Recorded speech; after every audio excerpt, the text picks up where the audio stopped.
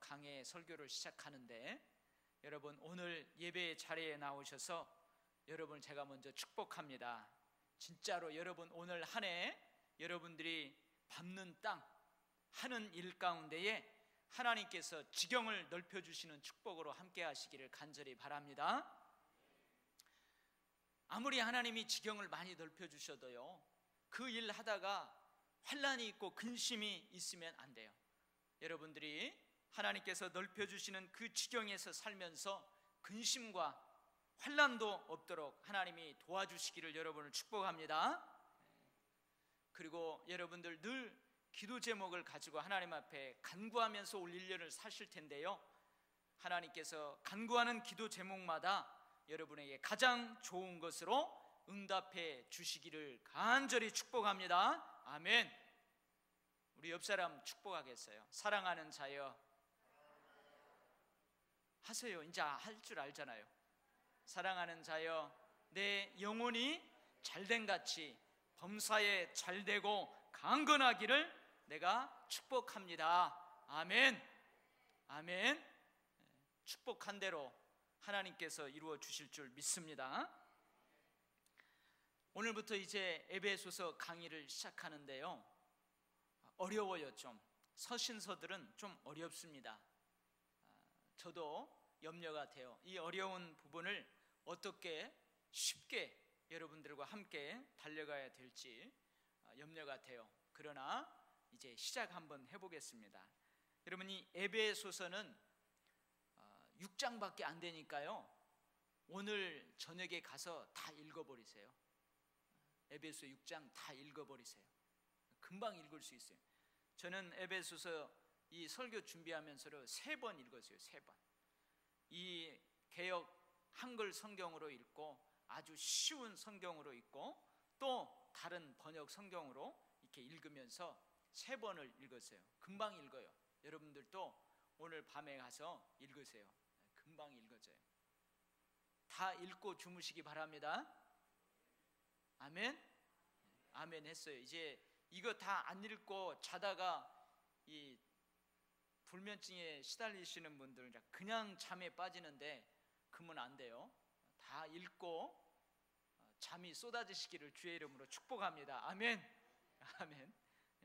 이 에베소서는요, 그래서 집에 가서 여러분 읽다가 보면은 이런 말이 나와요. 이런 문장이 나와요. 그러므로 그리스도 예수의 일로 너희 이방인을 위하여 갇힌 자 된 나 바울이 말하거니와. 이게 몇 장 몇 절에 있는지 한번 찾아보세요. 너희 이방인을 위하여 갇힌 자 된 나 바울이 말하거니와. 이런 문장을 찾아볼 수가 있어요. 그리고 이 일을 위하여 내가 쇠사슬에 매인 사신이 된 것은 나로 이 일에 당연히 할 말을 담대히 하게 하려 함이심이라. 이런 문장이 나와요. 지금 무슨 말이에요? 이 에베소서를 쓰고 있는 사도 바울이 감옥에 갇혀 있다는 말이에요. 감옥에 갇혀서 죄인된 신분으로 이 에베소서를 기록하고 있다는 말입니다. 그래서 이 에베소서를 뭐라고 하냐면 옥중서신이라고 그래요. 옥중에서 기록한 서신이다. 그래서 옥중서신이라고 그래요. 근데 이 사도 바울이 옥에 갇혀서 쓴 그 서신이 에베소뿐만이 아니고 또 있어요. 빌립보서. 빌립보서는요, 기쁨의 서신이라는 별명이 있거든요. 근데 그 기쁨의 서신을 쓰고 있는데 사도 바울이 어디에 있다고요? 기뻐하는 그런 상황에 있는 게 아니고 감옥에 갇혀 있는 거예요. 감옥에 갇혀서 빌립보서를 쓰고 있어요. 그리고 이 에베소서하고 쌍둥이 서신이라고 할 수 있을 만큼 아주 비슷한 서신이 있는데, 그게 바로 뭐냐면 골로새서예요. 골로새서. 이 골로새서도 사도 바울이 옥에 갇혀 있을 때 썼어요. 그리고 한 개인한테 쓰는 편지가 있는데, 오네시모라는 그 그 주인에게 쓰는 편지가 있는데요, 빌레몬서, 오네시모의 주인인 빌레몬에게 쓰는 편지가 있어요. 빌레몬서가 있어요. 이것도 옥중에서 쓴 서신이에요. 그러면은 이 에베소서를 옥중에서 썼다고 하는데 사도 바울이 옥에 많이 갇혔잖아요.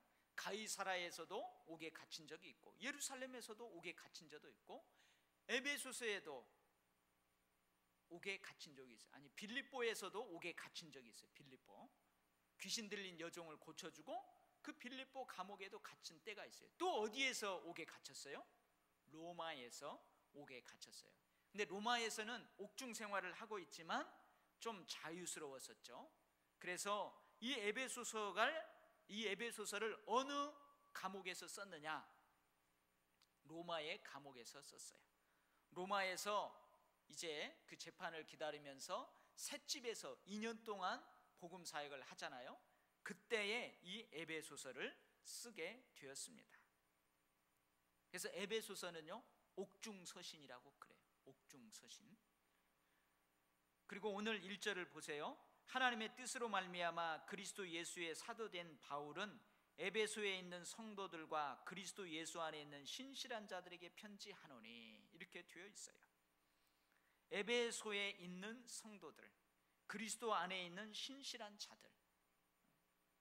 그러니까 이 에베소서는 어떤 편지자면은 회람 편지예요. 회람. 무슨 말이냐?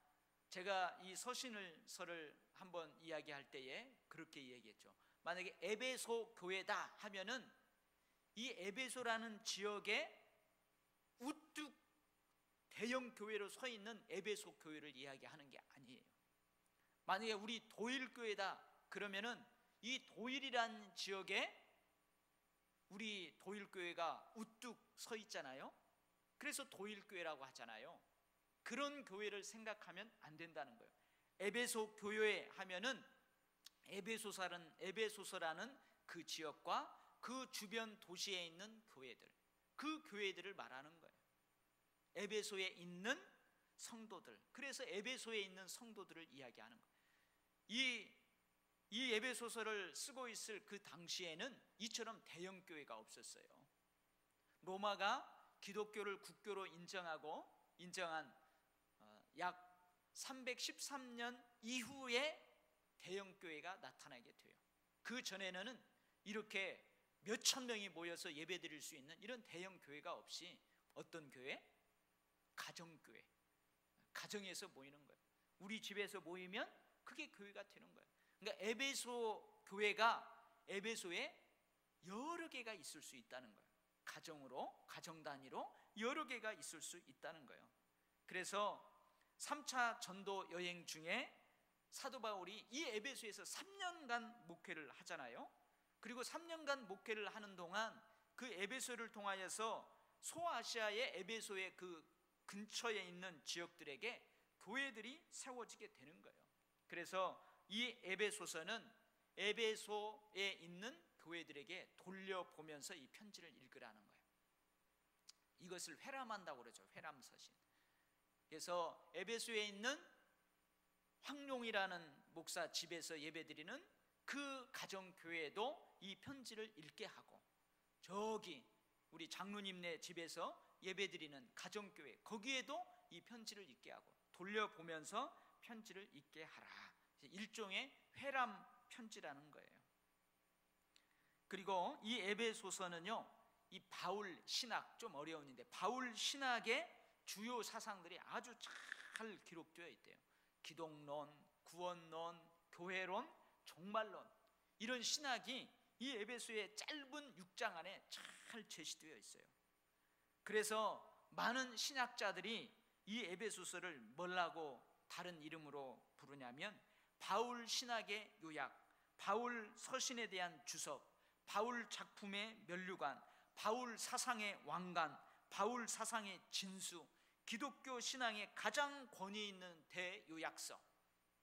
이게 바로 많은 신학자들이 에베소서를 다른 별명으로 부르는 이름들이에요. 그래서 이러한 에베소서를 우리가 수요일마다 함께 저하고 공부하도록 하겠어요. 그러면 이 에베소라는 도시는 어떤 도시인가? 우리가 사도행전 19장 그리고 18장에서는 사도 바울이 제2차 선교 여행 중에 에베소를 잠깐 들려요. 잠깐 들려가지고 그곳에 누구를 떼어놓고 돌아오냐면 브리스길라와 아굴라 부부를 그 에베소에 떼어놓고 가이사라 빌립보로 예루살렘 교회로, 그래서 안디옥 교회로 해서 2차 전도 여행을 끝나요. 그리고 3차 전도 여행 때에 이제 에베소에 가는 거예요. 브리스길라와 아굴라가 2차 전도 여행 때에 이후부터 거기 교회를 잘 관리하고 돌보고 있는 그 에베소에 가요. 3차 전도 여행 때.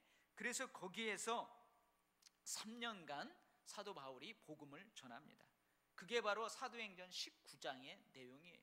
그래서 우리가 사도행전 19장을 공부할 때 에베소라는 도시에 대해서 약간 살펴보았지만 다시 한번 이야기하자면, 이 에베소라는 도시는 로마 본토에서 총독을 파견해서 다스리는 그런 도시예요. 로마 제국의 제국 본토에서 그 지방으로 총독을 파견해요. 그래서 그 총독이 그 지방을 다스리고 있었어요. 우리가 그 유대 지방에도 분봉왕이 있고 로마 본토에서 파견한 총독이 있었어요. 그래서 우리가 사도행전을 배울 때에도 베스도 총독, 벨리스 총독, 그 다음에 아그리빠 왕, 분봉왕, 이런 것들을 공부를 했잖아요.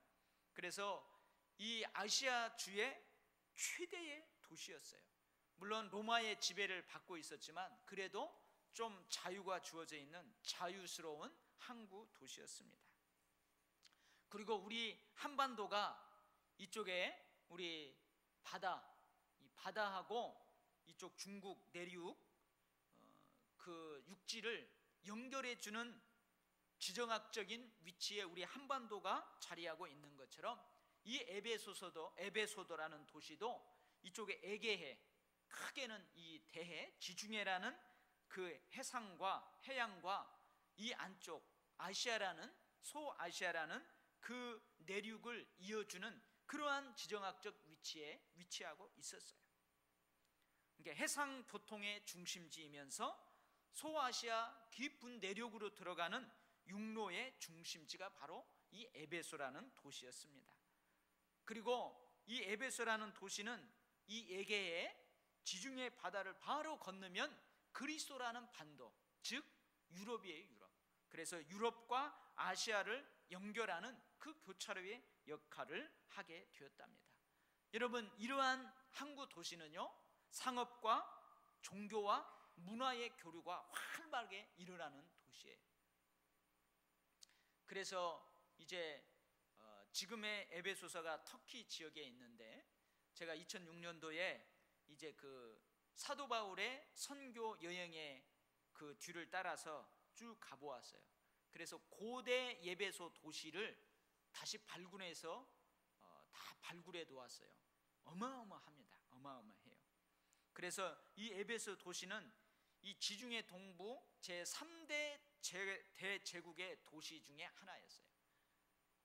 하나는 어디냐면 저 애굽 옆에 있는 알렉산드리아는 도시가 큰 도시였었어요. 그리고 여러분, 수리아 안디옥 기록하죠. 비시디아 안디옥 말고 저 수리아 안디옥, 그 안디옥, 그리고 에베소, 이 세 개 도시가 그 당시에 아주 큰 도시였었습니다. 그리고 이 에베소라는 도시는요, 그 도시를 점령했던 사람들이 시대마다 달랐어요. 이 에베소라는 도시가 세워진 다음에 누가 이 에베소라는 도시를 통치했냐면은 헬라 제국이 이 에베소를 통치합니다.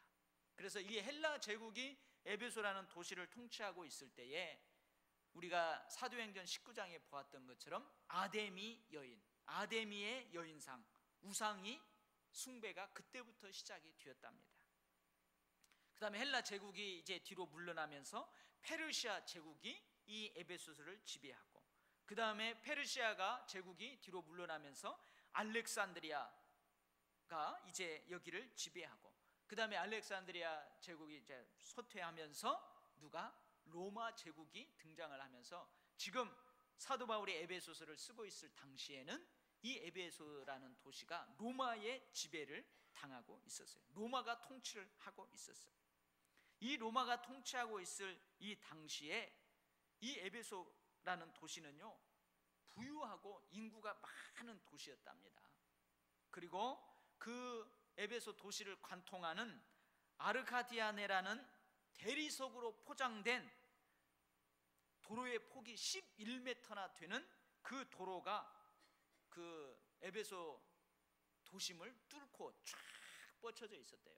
우리도 저 중앙역 있는 데서부터 이 안산역까지 이 안산대로라고 하나요? 그 도로가 쫙 뻗어 있는 것처럼 그 당시에 대리석으로 그 도로가 포장되었대요. 폭이 11m나 되는. 그리고 그 도로 주변으로 상점과 화려한 건물들이 우뚝우뚝 다 되어 있었답니다. 그리고 로마가 통치하는 그때 가장 큰 규모의 아데미 신전이 세계 7대 불가사의 중에 하나인 아데미 신전이 세워져 있었대요. 근데 이 아데미 신전이 얼마나 크냐면 가로가 100m, 세로가 54m.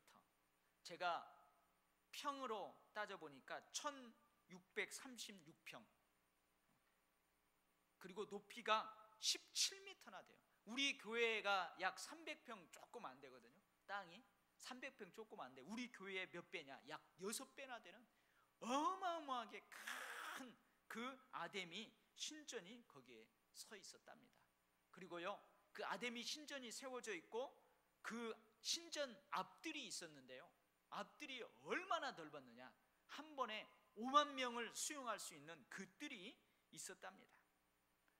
로마에 가면은 성 베드로 성당이 있어요. 그 성 베드로 성당 면적의 약 2.3배나 되는 그 당시 고대 세계에서 가장 큰 건물인 아데미 신전이 이 에베소에 있었대요. 근데 지금 가보면요, 이 신전이 흔적도 없이 다 사라지고 기둥 하나만 툭 남아있어요. 그 당시 기둥이 몇 개냐면 100개가 넘는 어마어마한 기둥들이 있었대요. 근데 그것들이 지진으로 다 무너지고 어마어마한 기둥 하나인가 두 개만 그 허벌판에 우뚝 솟아있어요. 근데 그게 7대 불가사의 중에 하나인 아데미 신전이라는 건물이었답니다. 그러게 있었어요. 여기에 사도 바울이 복음을 들고 들어가서 에베소 교회를 세웁니다. 그래서 이 에베소라는 도시가 그러한 지정학적 위치에 있기 때문에 복음을 전하기에 아주 좋은 도시예요. 사람들이 많이 흘러 들어옵니다. 흘러 들어왔다가 또 흘러 나갑니다. 그러니까 흘러 들어온 사람들이 사도 바울이 전한 복음을 듣고 흘러가서 주변에다가 복음을 전하는 거예요. 그래서 사도행전 19장에 보면은요, 여기에는 아까 그랬죠, 상업, 종교, 문화가 활발하게 교류된다고 그랬잖아요. 사도행전 19장에 보면은 이 에베소에 점치는 서적이 어마어마했어요. 점치는 서적, 마술책이 어마어마하게 많았어요. 사도 바울이 복음을 전하면서 그 마술책을요 다 한 군데 모아놓고 불살릅니다. 그 돈이 엄청난 돈이었어요. 그리고 사도 바울이 가서 복음을 전하니까 이 아데미 신전이 어마어마하잖아요. 이 신전에 아르미테스라는 여인이 중앙에 크게 있는 거예요. 근데 그 모형을 만들어 가지고 그것을 팔아서 먹고 사는 사람들이 있었어요. 그걸 먹고 사는 사람들이 있었어요. 근데 사도 바울이 복음을 전하니까 사람들이 그걸 안 사는 거예요. 그러니까 이 아데미 신상 모형 제작에서 먹고 사는 사람들이 반란을 일으키고, 이러한 일들이 에베소 교회에서 있게 됩니다. 이러한 것을 우리가 알고 에베소서 공부를 하도록 하겠어요. 그래서 이 에베소서는 짧은 6장으로 되어 있는데요, 첫 번째, 우리가 오늘 1절 2절 읽었잖아요. 1절 2절은 첫 인사를 하는 거예요. 인사말로 시작합니다. 그리고 여러분 에베소서 6장을 넘겨보세요. 저 뒤쪽으로 6장 21절에서 24절 말씀은 끝 인사를 하는 거예요. 마지막 인사말을 해요. 마지막 인사를. 그래서 첫 인사와 마지막 인사 그 사이에 있는데, 이제 다시 앞으로 한번 가보세요. 1장 3절부터 3장 21절 교회 안에서와 그리스도 예수 안에서 영광이 대대로 영원 무궁하기를 원하노라. 아멘. 그래서 여기에서 끊을 수 있어요. 그래서 1장 3절에서부터 3장 21절 말씀은 이 신학적인 부분이에요. 주로 어떤 것을 강조하냐면 하나님께서 그리스도 안에서 이방인과 유대인들을 위해서 이미 구원을 이루었다. 그래서 예수 그리스도 안에서 주어진 하나님의 은혜를 강조합니다. 그러면서 많은 신학적인 내용들을 거기다 기록하고 있어요. 그리고 4장 1절부터 끝 인사하기 전 6장 20절까지는 실천적인 부분을 기록하고 있어요.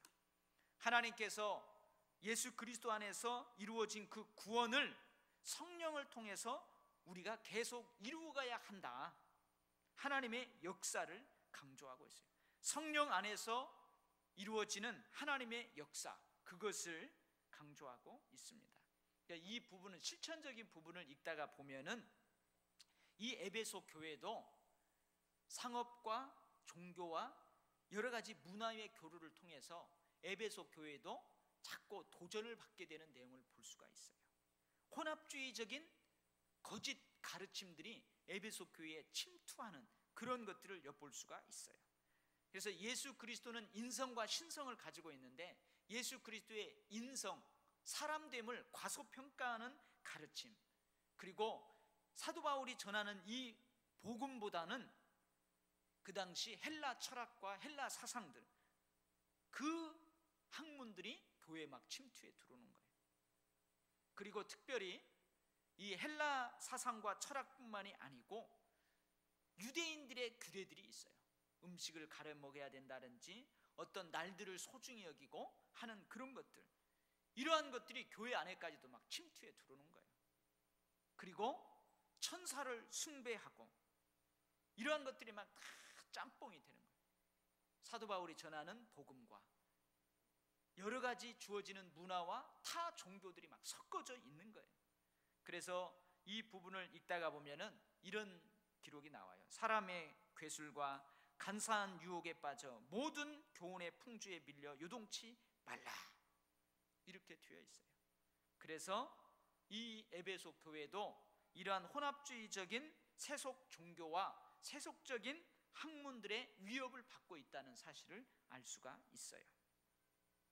그래서 오늘은 우리가 1장 1절 2절 말씀을 짧게 은혜로 나누고 가도록 하겠어요.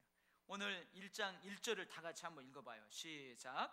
하나님의 뜻으로 말미암아 그리스도 예수의 사도된 바울은 에베소에 있는 성도들과 그리스도 예수 안에 있는 신실한 자들에게 편지하노니, 이렇게 되어 있죠. 누가 지금 이 서신을 보낸대요? 누가? 사도 바울이. 근데 사도 바울 앞에 어떤 말이 붙어 있냐면 예수 그리스도의 사도된 바울이.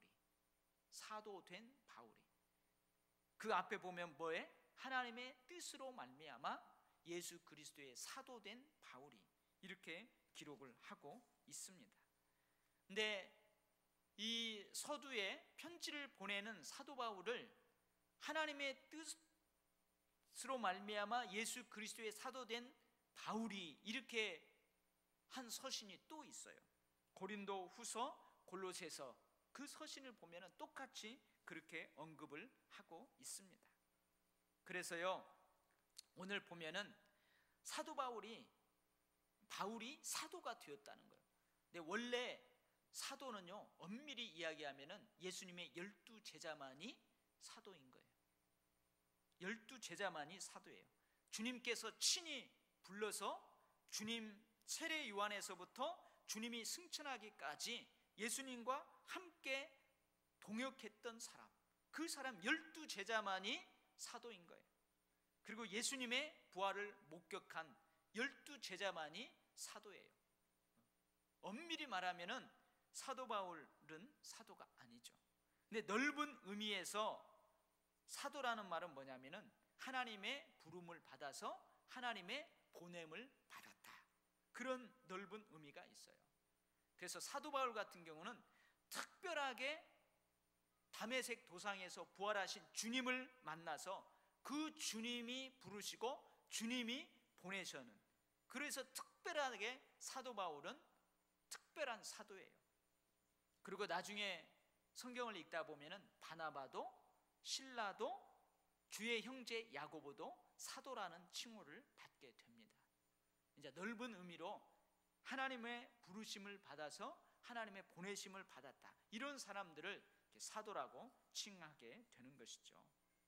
근데 이 사도가 됐는데 사도 바울은 뭐에 따라서? 하나님의 뜻을 따라서 됐다. 하나님의 예정과 하나님의 선택과 하나님의 부르심에 따라서 사도가 됐다는 거예요. 무슨 말입니까? 사도 바울은요, 자신의 능력, 자신의 인격이 복음 사역의 근거가 아니라는 거예요. 자신을 보내신 하나님이 그 사역의 근거라는 것을 분명히 이야기하고 있습니다. 그래서요, 사도 바울은 고린도 전서에서 이렇게 고백을 해요. 내가 나 된 것은 하나님의 은혜로 된 것이니 내게 주신 그의 은혜가 헛되지 아니하여 내가 모든 사도보다 더 많이 수고하였으나 내가 한 것이 아니요 오직 나와 함께 하신 하나님의 은혜로다, 이렇게 고백을 합니다. 에베소서 3장 7절 말씀에서도 이 복음을 위하여 그의 능력이 역사하시는 대로 내게 주신 하나님의 은혜의 선물을 따라 내가 일꾼이 되었다, 이렇게 고백을 해요. 그래서 우리는 하나님의 뜻으로 말미암아 그리스도 예수의 사도된 바울, 이렇게 스쳐 지나가 읽지만요, 하나님의 뜻으로 말미암아 사도가 되었다, 이 말은 엄청난 의미가 있는 거예요. 사도 바울이 이런 믿음이 있었기 때문에요, 바울은 고난 중에서도 그 복음 사역을 멈추지 않습니다.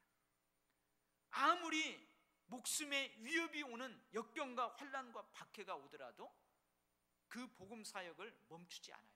왜 그래요? 이 복음 사역은 누구로 말미암았다고요? 하나님으로 말미암아. 하나님이 예정하셨고 선택하셨고 부르셔서 맡겼다는 거예요. 이러한 믿음이 있었기 때문에요, 사도 바울은 아무리 어려운 역경과 고난 가운데에서도 그 일을 절대 멈추지 않아요. 복음 사역의 영광이 있어요. 근데 사도 바울은 이러한 믿음이 있었기 때문에 영광 가운데에서도 그 영광을 자신의 거로 절대 취하지 않습니다. 에베소서 고린도 전서에서 그러잖아요. 하나님의 은혜로 되었으니 내가 한 것은 다 하나님의 은혜다, 이렇게 고백을 합니다. 여러분, 교회에서도요 직분자들을 보게 됩니다. 저도 마찬가지예요. 저도 직분자예요. 목사라는 직분을 가지고 있어요. 저도 어느 때는요 힘들면은요 떠나고 싶은 때가 있어요. 힘들면은요 잠깐 다 부교육자한테 맡기고 잠시 떠나고 싶은 때도 있어요. 어떤 때는 교회 가기 싫은 때도 있어요. 그 얘기 알죠? 아들이 엄마 나 오늘은 교회 가기 싫어요. 그러니까 그 어머니가 아들을 깨우면서 야 너는 교회 가야 된단다. 다른 사람은 한 주 빠져도 안 된단다. 너는 반드시 가야 된단다. 너는 그 교회 담임 목사지 않느냐, 그랬다는 이야기 있는 것처럼요, 그런 때가 있어요. 이게 솔직한 고백이에요. 인간이기 때문에 그래요. 그런 때마다 다시 용수철처럼 팍 튀어올라서 그 길을 가는 이유가 있어요. 뭐 때문에 그래요? 이 목사의 직은 내가 하고 싶어서 하는 거 아니에요. 내가 되고 싶어서 된 게 아니에요. 하나님이 예정하시고 선택하고 부르셔서 나에게 이 직분을 맡겨주셨기 때문에 용수철처럼 팍 튀어 일어나서 다시 힘을 내서 이 사역을 계속하는 거예요. 아멘?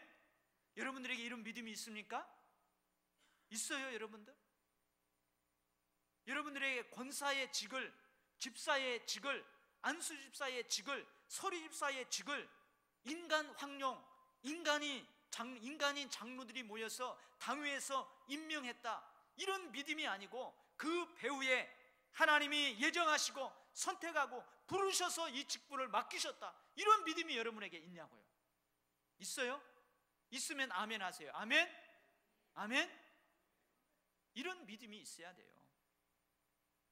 이런 믿음이 있어야 내가 그 사역을 맡으면, 목사님이 나에게 그 사역 맡기면 올 1년 힘들 텐데, 에이, 목사님이 나 힘들게 하려고 이거 맡기셨나? 하고 안 하려고 그래요. 이런 믿음이 없으면요. 아니, 우리가 그것을 인정을 하든 인정을 하지 않든 사실이에요. 여러분, 여러분에게 하나님의 뜻으로 말미암았다는 이러한 믿음이 있기를 바랍니다. 지금도 목사님이 당회를 통해서 여러분에게 어떤 일을 맡겼는데 지금도 하겠다 못하겠다 그런 분들이 있어요. 하세요. 여러분, 그 축복된 일입니다. 목사님이 여러분 고통스럽게 하려고 그 일 맡겨요? 축복해 주려고, 축복받으라고 맡기는 거예요. 하세요. 그거 왜 못합니까? 하나님으로 말미암았으면 믿음으로 받아들이고 하세요. 설령 그 일을 하다가 축복이 아니라 고난이 오고 힘겨움이 온다 할지라도 여러분 그 고난을 회피하지 마세요. 설령 그 고난만이, 그 사역을 감당하다가 고난만이 있다 할지라도 우리는 이 땅에서의 삶이 전부가 아니에요. 이 땅의 삶보다도 더 영원한 저 천국에서 삶이 있다는 거예요. 그때 하나님이, 그래, 내가 황 목사 통해서, 내가 도율교회 당회를 통해서 너에게 맡겨진 직분 너 어디다 놓고 왔니?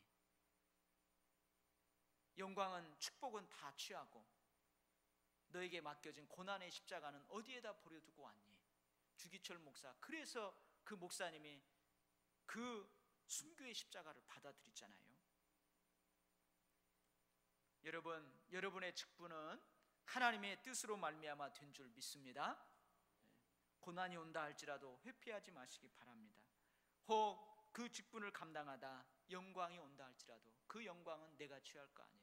하나님께 돌릴 것입니다. 그 영광 가운데 떨어지는 부스러기 축복, 그거 받아 누리면 되는 거예요. 아멘? 아멘이 왜 이렇게 적어요?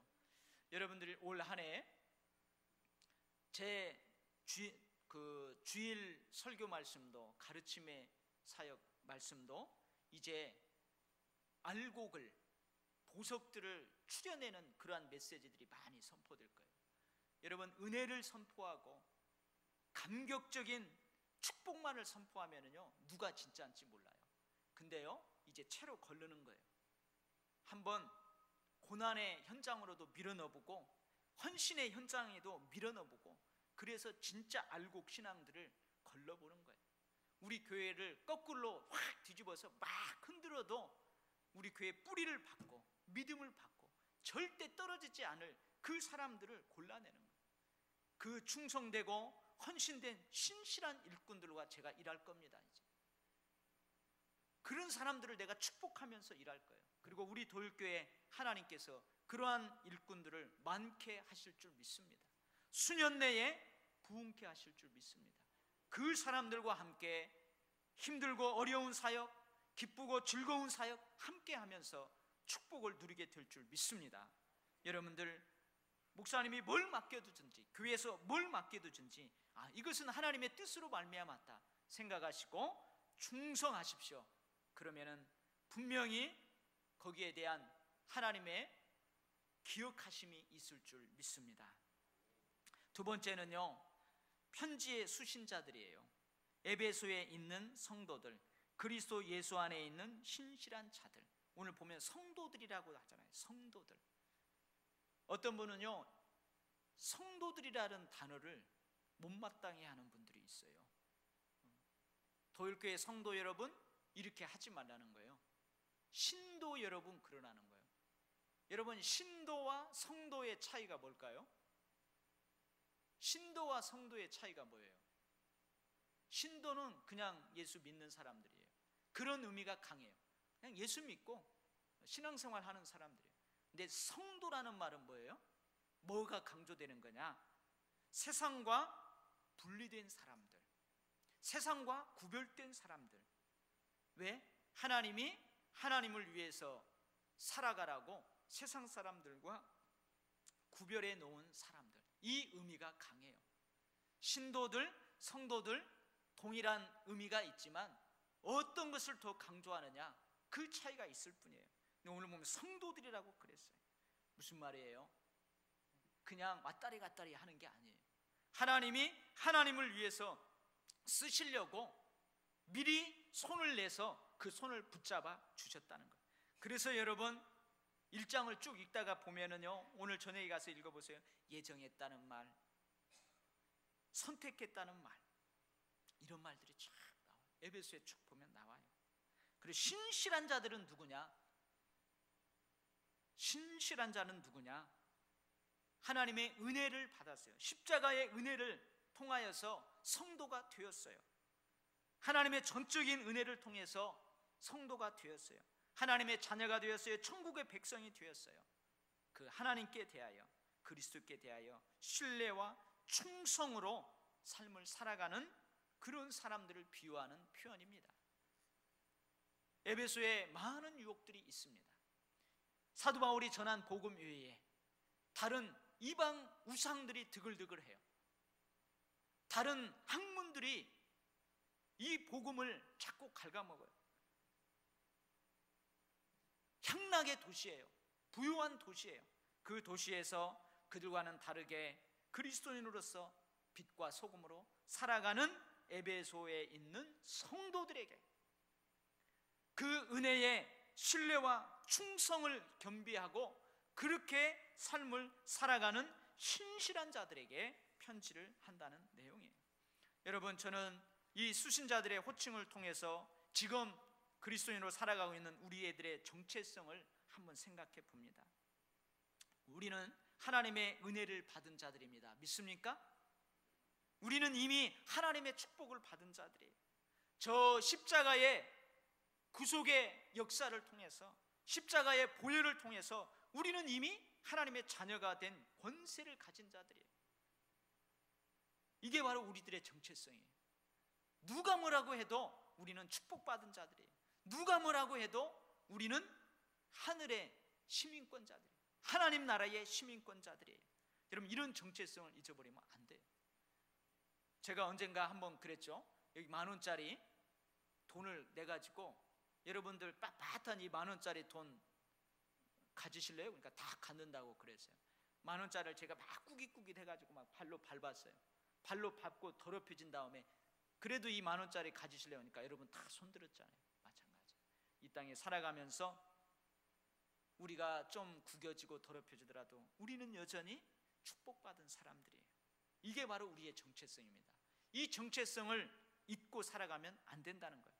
거기에다가 하나 플러스, 우리는 그 축복, 그 은혜에 믿음으로 응답하면서 삶을 살아가는 사람들이라는 거예요. 이게 바로 우리들의 정체성이에요.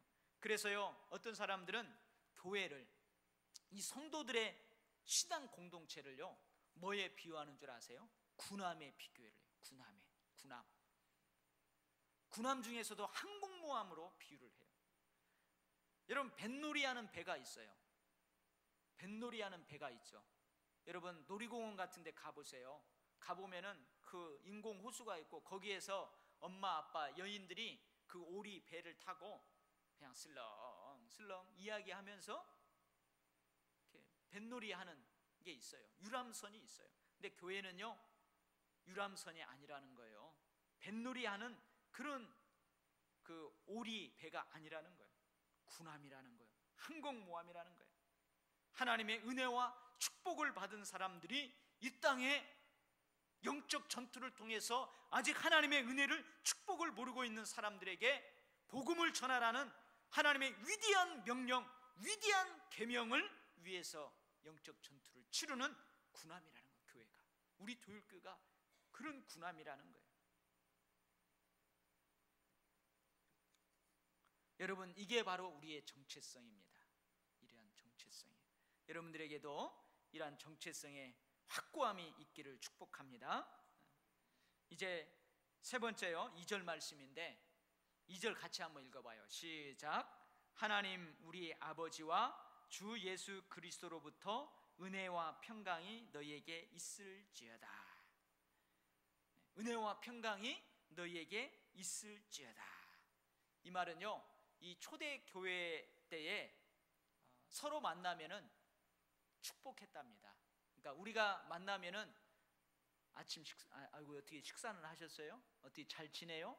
그러는 것처럼 그 당시 초대교인들이 만나면은 은혜와 평강이 있기를 원합니다. 그렇게 했대요. 이것이 축복의 인사이면서 기도였다고 합니다. 근데 원래 은혜는 헬라인들이 사용하는 일반적인 인사 용어였대요. 은혜가 함께하기를 바랍니다. 은혜가 넘치기를 바랍니다. 헬라인들이 이렇게 했답니다. 그리고 평강은요, 여러분들 뭔 말이냐면 샬롬이란 말 들어봤죠? 제가 대학교 다닐 때 CCC 다닐 때 CCC 다니는 학생들은 그 CC맨들끼리 만나면은 뭐라고 하냐면 이렇게 들었고, 샬롬. 이게 무슨 뜻이냐? 원웨이 지저스라는 거예요. 오직 그리스도 안에서 참된 평화를 누리세요. 샬롬, 이렇게 인사를 했어요. 그래서 이 샬롬이라는 말은 원래 유대인들의 인사법이에요. 유대인들의 인사법. 그런데 그리스도인들에게 있어서 은혜와 평강은 어떤 의미가 있느냐? 은혜는 뭐겠어요? 예수 그리스도의 저 십자가의 속죄 사역으로 값없이 누리게 된 구원의 은총, 그 은혜를 말하는 거예요. 은혜가 넘쳐나기를 바랍니다. 십자가의 그 구원의 감격이 여러분에게 샘솟이 흘러나오기를 원합니다. 그런 의미가 있어요. 평강은 뭐냐? 저 십자가의 구원의 은총의 결과로 주어지는 평안을 이야기하는 거예요. 저 십자가의 그 죄사함의 은총으로 인하여서 평안을 누리는 것, 이 땅에서의 삶에서도 평안을 누리는 것, 하나님과의 화목, 화평을 누리는 것, 이런 말이에요. 그래서 여러분, 이 은혜와 평강이라는 단어는요, 여러분 서신서에 엄청나게 등장을 해요. 로마서에도, 고린도전서, 후서, 갈라디아서, 빌립보서, 데살로니가 전서, 후서, 디모데 전서, 베드로 전서, 베드로 후서, 계시록에까지 첫 인사할 때에 은혜와 평강이 함께할지어다, 은혜와 평강이 너에게 있을지어다, 이렇게 해요. 근데요, 이 은혜, 평강이라는 그리스도인들에게서 어떤 의미가 있느냐, 그것도 중요하지만요, 뭐가 중요하냐면 은혜와 평강은 항상 짝을 이루어서 같이 간다는 거예요. 은혜와 평강이 너희에게 있을지어다, 은혜가 있을지어다, 평강이 있을지어다, 이것도 큰 축복인데요, 항상 은혜와 평강이 같이 가는 거예요. 은혜와 평강이 너희에게 있을지어다. 무슨 의미가 있을까요? 왜 항상 이 은혜와 평강이는 어깨동무하고 다닐까요? 왜 그럴까요? 은혜를 경험한 사람만이 진정한 평안을 누리게 된다는 이야기예요. 저 십자가의 보혈의 피, 십자가에 달리신 예수 그리스도를 보고 자기 죄를 보면서, 죄책성으로 눌려있는 자신을 보면서 저 은혜로 눈물을 흘려본 사람만이 진정한 기쁨의 평강을 누리게 된다는 거예요. 십자가의 고통, 십자가의 눈물 없이는 부활의 기쁨, 부활의 영광도 없는 거예요. 그래서 기독교는요, 십자가와 부활이 늘 함께 가는 거예요. 은혜와 평강이 함께 가는 거예요. 자신의 죄에 대하여 가슴치며 회개한 자가 죄로부터 진정한 자유와 평강을 누리게 되는 거예요. 은혜 없이는 평안이 없습니다. 십자가 없이는 부활이 없습니다. 그래서 은혜와 평강이 늘 함께 가는 거예요. 여러분, 우리가 언제 느헤미야도 공부해야 되겠지만, 느헤미야 시대에 에스라가 율법책을 발견해 가지고요, 미스바 광장에, 수문학 광장에 모여 가지고 아침 일찍부터 밤 늦게까지 박스를 만들어 가지고 말씀 강단을 거기다 만들고 말씀을 선포합니다. 이스라엘 백성들이 떠나지 않고 그 율법 강론하는, 에스라가 강론한 그 율법을 들어요. 그리고 자기들이 왜 포로로 끌려갔는지, 자기들이 왜 이러한 고난을 당하는지 그 율법이 강론할 때에 복받쳐 울어요. 우리가 이래서 우리가 지금 이렇게 살고 있구나, 우리가 이래서 우리 선조들이, 우리 아버지가, 우리가 이렇게 해서 우리가 지금 이렇게 고통 가운데 살고 있구나. 에스라가 말씀을 강론할 때요, 온 성도들이 막 복받쳐서 통곡하면서 웁니다. 울어요 막. 근데 그때 느헤미야와 에스라가 뭐라고 그러냐? 오늘은 성일이니 울지 마라. 오히려 여호와를 기뻐하라. 여호와를 기뻐하는 것이 너에게 힘이다. 여호와를 기뻐하는 것이 너희가 지금 이 어려운 가운데에서, 포로 가운데에서도 살 수 있는 힘이다. 그렇게 이야기하는 거예요. 무슨 말이에요? 말씀 앞에 자기를 비추어서 진정으로 가슴치며 통회하고 자복하고 회개한 자가 진정한 기쁨을 드리는 거예요. 진정한 힘을 얻는 거예요. 그래서 우리는 회개와 용서가 같이 가는 거예요. 회개와 용서가 같이 가는 거예요. 십자가와 부활이 같이 가는 거예요. 은혜와 평강이 늘 같이 가는 거예요. 여러분에게도 늘 은혜와 평강이 어깨동무하고 늘 함께 가기를 주의 이름으로 축원합니다. 아멘. 네, 오늘은 이렇게 해서 서론을 같이 공부했습니다. 여러분, 오늘 에베소 교회에 대해서 또 에베소라는 도시에 대해서 이야기했지만, 오늘 에베소서 1장 1절 2절 말씀, 여러분들에게 다가오는 마음에 꼭 담는 것이 뭐가 있습니까? 하나님의 뜻으로 말미암았다. 이것이 여러분의 가슴을 혹시 확 후려칩니까? 아, 내가 직분을 맡았는데, 내가 직임을 맡았는데 하나님의 뜻으로 말미암았다는 믿음이 적었구나. 그래서 때로는 그것이 어려움이 올까 봐 회피하고 불순종하고 그 가슴을 찌릅니까? 성령께서 지금 말씀으로 여러분을 채찍질하는 것입니다. 회개하십시오. 통해 자복하십시오. 그러면 성령께서 그 마음에 평강을 주실 줄 믿습니다. 여러분, 성도라는 말과 신실한 자들이라는 이 편지를 받는 그 수신자들의 정체성을 통해서 여러분들이 지금 성도로 살지 못하고 있습니까? 신실하게 그리스도로 살고 있지 못합니까? 성령께서 가슴을 휘업합니까? 하나님의 음성으로 들려집니까? 기도하시기 바랍니다. 내가 십자가를 거치지 않고 부활로 바로 가려고 했습니까?